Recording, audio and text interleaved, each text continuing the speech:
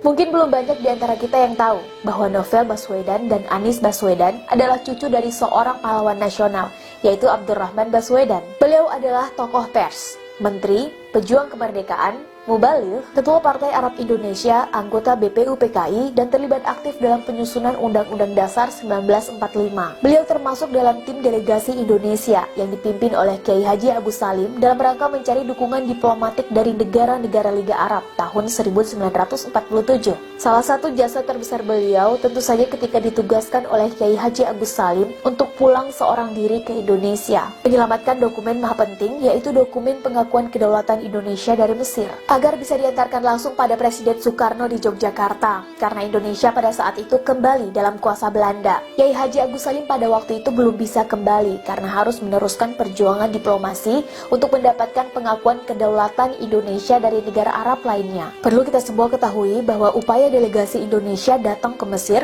untuk mencari dukungan dari Liga Arab selalu mendapatkan rintangan dari Belanda dan sekutunya, mulai dari kedatangan, sesampainya di sana, sampai pada waktu kepulangan. Protes besar dilakukan oleh Duta Besar Belanda di Mesir, namun Mesir tak bergeming, sehingga perjalanan pulang A.R. Baswedan bisa dikatakan misi berani mati. Beliau harus terbang mempertaruhkan segalanya, karena pesawat yang ditumpanginya harus transit di beberapa negara seperti Bahrain, Pakistan, India, Vietnam, dan Singapura, yang pada saat itu Indonesia belum memiliki hubungan diplomatik dengan negara-negara tersebut. Sebagai negara yang baru saja merdeka, Indonesia belum memiliki kelengkapan dokumen diplomatik untuk warga negaranya, semisal paspor. Sementara, kebanyakan negara yang disinggahinya memiliki hubungan diplomatik dengan sang musuh, yaitu Belanda, sehingga sangat rawan untuk disabotase dalam perjalanan oleh Belanda. Namun karena kepiawaian A.R. Baswedan dalam menggertak, berdebat, berdiplomasi, dan berargumentasi, khususnya dengan otoritas di masing-masing negara singgah, dan dengan ridho yang maha kuasa lah, akhirnya A.R. Baswedan bisa lolos sampai ke tanah air,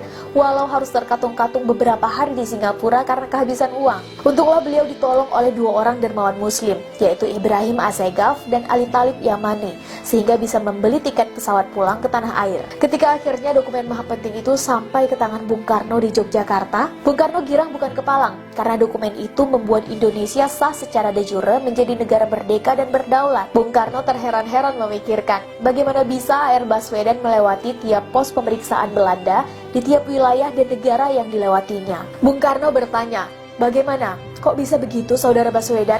A.R. Baswedan menjawab, "Untung." Dalam beberapa kisah juga diceritakan bahwa A.R. Baswedan harus menyembunyikan dokumen maha penting itu dalam selipan kaos kakinya, sambil terus berzikir menggunakan tasbih pemberian pejuang kemerdekaan dari Maroko setiap melewati pos pemeriksaan Belanda. Ya, itulah sebagian dari banyak jasa A.R. Baswedan. Perlu kita ketahui juga bahwa di usia mudanya, beliau seringkali melepaskan tawaran gaji yang tinggi demi idealismenya memperjuangkan kemerdekaan negara. Beliau pernah melepaskan pekerjaan dengan gaji bulanan setara dengan 24 kuintal beras demi untuk fokus dalam pergerakan menuju kemerdekaan. Oleh karena itu tidak aneh, meski beliau pernah menduduki beberapa jabatan tinggi seperti menteri, namun tatkala beliau meninggal, beliau tidak mewariskan rumah kepada 11 anaknya. Karena memang semasa hidup, beliau tinggal di rumah yang dipinjamkan oleh kawannya. Beliau justru meninggal dengan mewariskan 5.000 koleksi buku dengan berbagai judul dan tema. Buku-buku yang semasa hidupnya menjadi teman, sekaligus nutrisi dalam perjuangannya. Seolah itu memberi sinyal bagi keturunannya dan kita semua. Carilah ilmu sebanyak mungkin agar berguna bagi negara dan agama,